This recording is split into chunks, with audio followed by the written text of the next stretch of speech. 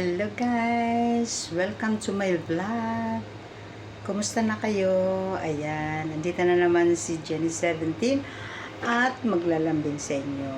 Guys, andito lang tayo sa kusina palagi at lagi nagluluto. Ayan, ang niluto ko ngayon guys is adobong manok.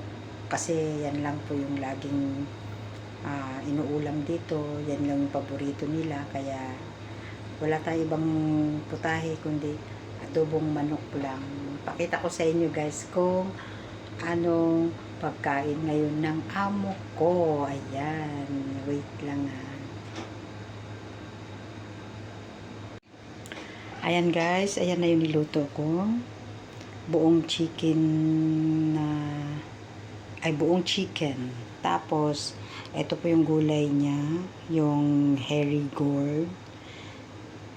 Tapos, itong nakandang kamatis, tsaka, ayan, para lang yan, gigisahin ko lang yan. Yan lang yung ni amo kong babae.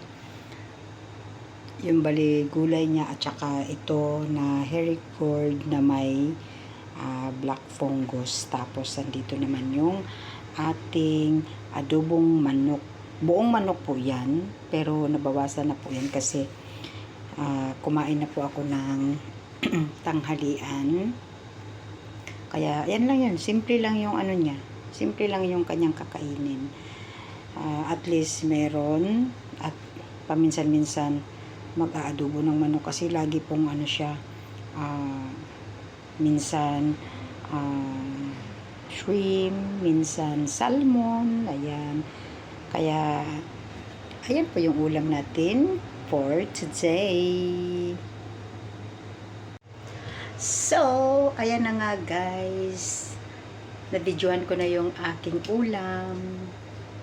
Ayan. So, sa mga hindi pa nakalike dyan, nakasubscribe and share, please subscribe na po kayo at mag-comment. Ayan. God bless everyone. Thank you for watching Jenny17 Vlogs.